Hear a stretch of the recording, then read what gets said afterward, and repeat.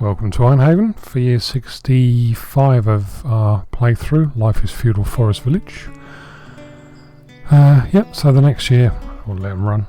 The next year's challenge is going to be handling the huge influx of people, nearly 200 people that have just been dumped into my settlement, or there will be over 200 by the time the 829 spaces have been filled. So yeah, it's going to be a case of watching the resources as carefully and closely as I can, and trying to find fixes and ways around for them, so we can probably think about a more careful approach to growth for the last 180 after this phase, because the AI was messing around and not recognising the spaces available. It kind of caught me out, and I should have known better, but it's been years in my defence since I played this, so I kind of forgot, stupid as it sounds. So yeah, so this year I'm going to keep an eye on the resources very closely, build more bakeries if I need to. I think building more windmills is a waste of time, because I've got 26 of the bloody things and they're just not keeping up, so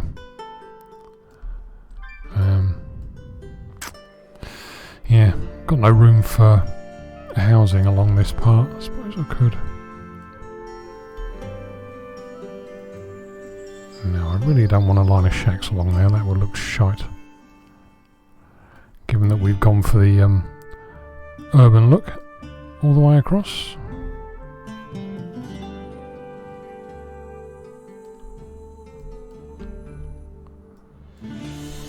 The foresters' villages are not thinning out the trees very quickly. This might go some way to explaining why I'm down at 15,000 logs. I built a shitload of these lampposts all the way along there, right the way along to the end there. Well, to the end where it had to stop because the bakeries were in the way. Did a few more dotted around as well. I'm just sort of testing a theory on something. I've never been one for achievements, and I just happened to catch the corner of my eye, and I think a few days ago I managed to do an achievement of training 1,000 people, which surprises me. Maybe I didn't bother with schools as much as I am now, I don't know, before. Only a guess.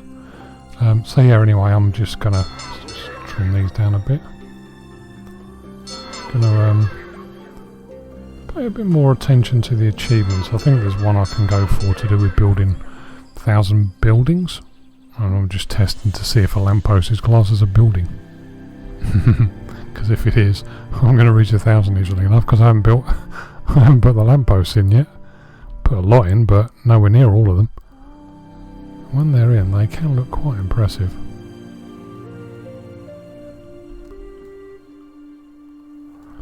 I do like the effect when it starts, by the way, of the doing the inverted ones looking on themselves.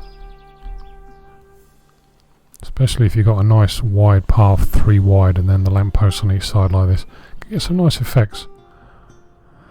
Anyway, yeah, so waffling now. I've set all the growing plans out for the year. I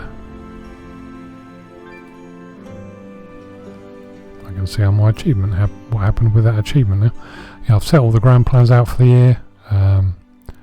And they seem to be plodding along quite nicely, so with that lovely view, I'll be back at some point in the year, or if nothing outstanding happens, I'll be back at the end of the kind of growing season phase of the year, just for a quick update. Now I'm going to keep these shorter. So another year down, population 816.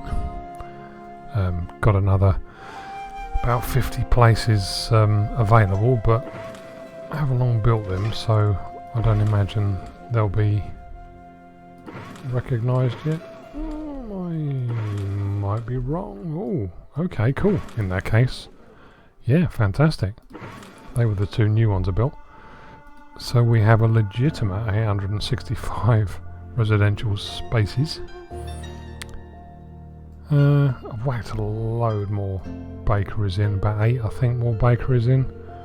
So as you can see from the number 16,000 of each, they're charging along, trying to build up a stockpile, because I'm kind of expecting this to mug me.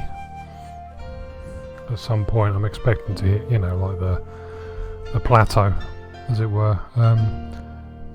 Big problem here is flour, milk and eggs. These 26 windmills aren't producing enough flour.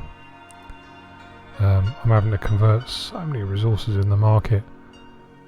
So, you know, fish, meat. I think what else I did now. Actually, I think it's just fish and meat. So yeah, having to convert a huge amount of resources into flour, milk and eggs. Managing to keep my head above water, but, you know, only just having to put a lot of effort into constantly. So I've got 3 markets now. I'm even toying with the idea of building a 4th in the middle here somewhere, just to make it easily accessible, you know, easily available. Don't know, we'll see about that. So yeah, end of the year 65, no massive disasters, managing to just keep on top of the pressure points. There's a big old settlement from whence we started.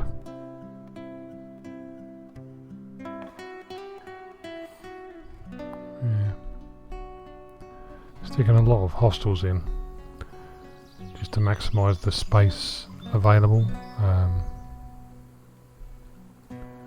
Rather than houses that can handle just 10 spaces, hostels with 18 spaces makes it a lot more space efficient, given that ultimately I'm just going for 1,000 people. I'd really like to go for 2,000. So, but I don't know, I don't see how that would happen. I'd have to build an enormous new settlement in the middle of the island. Yeah, I don't quite know how to do that. I think I'd have to take a very long run up of that. You know, stick no end of quarries, mines, etc.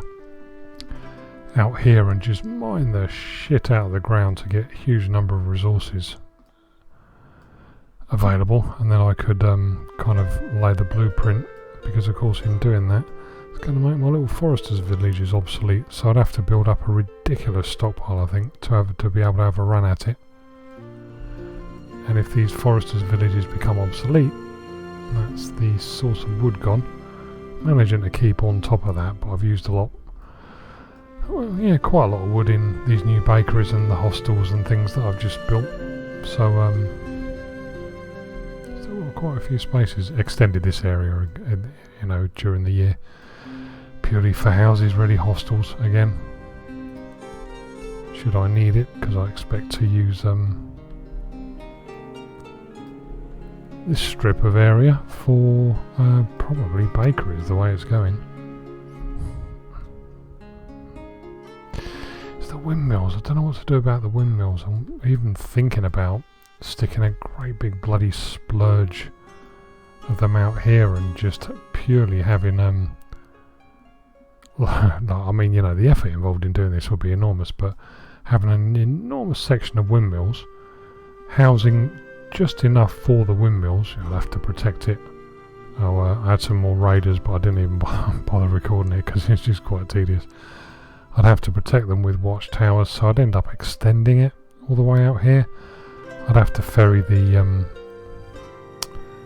enough pies and charcoal, food and tools, tools and clothing out to them, and have just enough spaces for purely the millers, nothing more. So, don't know, I might think about doing that. I can't go any further out this way. I'm on the edge of the map here. So either this or this area out here. I guess this makes more sense because I've got fields here that I can devote entirely to grain and just keep everything, you know, close. Oh, there'd need to be a caravan stables there as well to ferry the grain into the area and the flour out of the area. Might bear some thought.